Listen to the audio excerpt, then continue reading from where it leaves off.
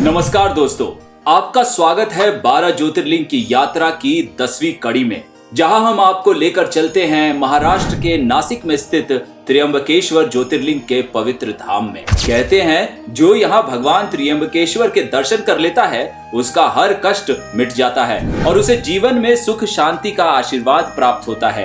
ये ज्योतिर्लिंग विशेष इसलिए है क्योंकि यहीं से गोदावरी नदी का उद्गम हुआ है और यहीं काल सर्प दोष की शांति के लिए विशेष पूजा भी की जाती है। तो चलिए जानते हैं त्र्यंबकेश्वर ज्योतिर्लिंग की अद्भुत कथा, इतिहास और धार्मिक महत्व के बारे में। त्र्यंबकेश्वर मंदिर महादेव के 12 ज्योतिर्लिंगों में से एक है।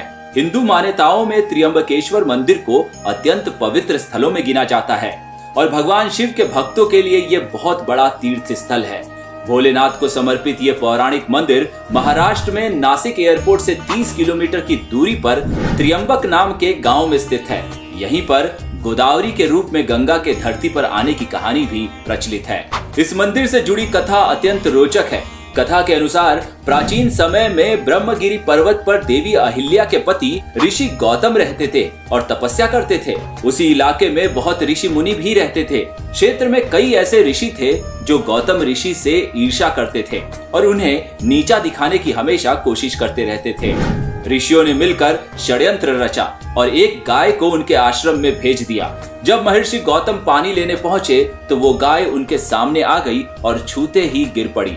ऋषियों ने इसका दोष महर्षि गौतम पर डाल दिया और गौतम ऋषि पर गौ हत्या का आरोप लगा दिया।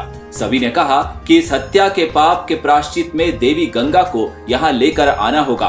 तब गौतम ऋषि ने शिवलिंग की स्थापना करके शिव भगवान की पूजा शुरू कर दी। ऋषि गौतम की भक्ति से प्रसन्न होकर शिव जी और माता पार्वती वहां प्रकट हुए। भगवान ने वरदान मांगने को कहा। तब ऋषि गौतम ने शिव जी से देवी गंगा को उस स्थान पर भेजने का वरदान मांगा। देवी गंगा ने कहा कि यदि शिव जी इसी स्थान पर रहेंगे तभी वो यहाँ आएंगी। गंगा के ऐसे कहने पर शिव जी वहाँ त्र्यंबकेश्वर ज्योतिर्लिंग के रूप में वास करने को तैयार हो गए और गंगा नदी गौतमी के रूप में वहाँ बहने लगी। गौतमी नदी का एक नाम गोदावरी भी है। 12 ज्योतिर्लिंगों में त्र्यंबकेश्वर ज्योतिर्लिंग ही ऐसा धाम है जहाँ 3 शिवलिंग एक ही जगह विराजमान है। मंदिर के अंदर एक छोटे से गड्ढे में 3 छोटे छोटे शिवलिंग है। ये 3 शिवलिंग ब्रह्मा, विष्णु और शिव के नाम से जाने जाते हैं। यहाँ भगवान को त्रय यानी ब्रह्मा, विष्णु और महेश का अवतार कहा जाता है। त्र्यंबकेश्वर मंदिर के पास 3 पर्वत स्थित हैं, जिन्हें ब्रह्मगिरी, नीलगिरी और गंगा द्वार के नाम से जाना जाता है। ब्रह्मगिरी को शिव स्वरूप माना जाता है। नीलगिरी पर्वत पर नीलांबिका देवी और दत्तात्रेय गुरु का मंदिर है। गंगा द्वार पर्वत पर देवी गोदावरी या गंगा का मंदिर है। मूर्ति के चरणों से बूंद बूंद करके जल टपकता रहता है, जो कि पास के ही एक कुंड में जमा होता है।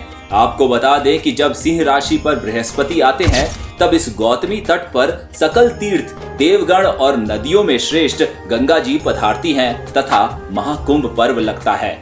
त्र्यंबकेश्वर मंदिर अपनी भव्यता के लिए दुनिया भर में प्रसिद्ध है। पूरा मंदिर काले पत्थरों से बना हुआ है तथा मंदिर पर काले पत्थरों पर की गई नक्काशी भक्तों को बहुत आकर्षित करती है। चौकोर मंडप और बड़े दरवाजे मंदिर की शान को और बढ़ा देते हैं। मंदिर के अंदर स्वर्ण कलश है और शिवलिंग के चारों ओर एक रत्न जड़ित मुकुट रखा गया है, जिसे त्रिदेव के मुखौटे के रूप में माना गया है। इस मुकुट में हीरा, पन्ना और कई बेशकीमती रत्न लगे हैं। पौराणिक तौर पर यह भी कहा जाता है कि सोने और कीमती रत्नों से बने लिंग के ऊपर मुकुट महाभारत के पांडवों द्वारा स्थापित किया गया था।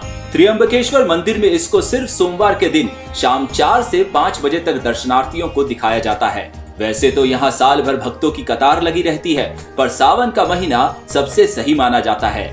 देश विदेश से यात्री और पर्यटक त्र्यंबकेश्वर धाम के दर्शन के लिए आते हैं। त्र्यंबकेश्वर का द्वार भक्तों के लिए सुबह 6 बजे से खोल दिया जाता है और मंदिर का द्वार रात को 9 बजे के बाद वापस बंद कर दिया जाता है। इस मंदिर में भगवान त्र्यंबकेश्वर की पूजा पूरे दिन में अलग अलग प्रकार से की जाती है। मंदिर का इतिहास कई सदी पुराना है।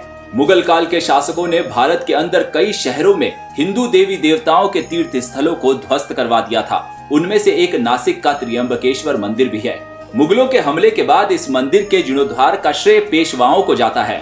तीसरे पेशवा के तौर पर विख्यात बालाजी यानी श्रीमंत नाना साहेब पेशवा ने इसे 1755 से 1786 के बीच बनवाया था। इतिहासकार जदुनाथ सरकार ने अपनी पुस्तक हिस्ट्री ऑफ औरंगजेब में लिखा है कि सन 1690 में मुगल शासक औरंगजेब की सेना ने नासिक के त्र्यंबकेश्वर मंदिर के अंदर शिवलिंग को तोड़ दिया था।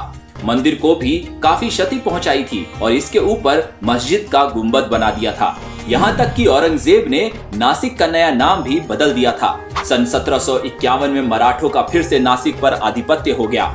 तब इस मंदिर का पुनर्निर्माण कराया गया। कहा जाता है कि 17वीं शताब्दी में जब इस मंदिर का जीर्णोद्धार किया जा रहा था तब इस कार्य में 16 लाख रुपए खर्च हुए थे। हिंदू धर्म में इस मंदिर का बहुत महत्व है। कहते हैं जो भी यहाँ गंगा रूप गोदावरी नदी में स्नान कर महादेव के दर्शन करता है उसके पिछले और इस जन्म के पाप धुल जाते हैं, साथ ही उसका हर कष्ट समाप्त हो जाता है और जीवन में सुख समृद्धि आती है। काल सर्प दोष, पितृ दोष और अन्य ग्रह दोषों की शांति के लिए त्र्यंबकेश्वर में विशेष पूजा कराई जाती है। अगर आपने इस पवित्र ज्योतिर्लिंग के दर्शन किए हैं तो हमें कमेंट करके अपना एक्सपीरियंस जरूर बताइए। वीडियो अगर अच्छा लगा हो तो इसे लाइक, शेयर, कमेंट और चैनल को सब्सक्राइब करना ना भूलें। अगले वीडियो में हम आपको लेकर चलेंगे महादेव के अगले ज्योतिर्लिंग। तब तक के लिए हर हर महादेव।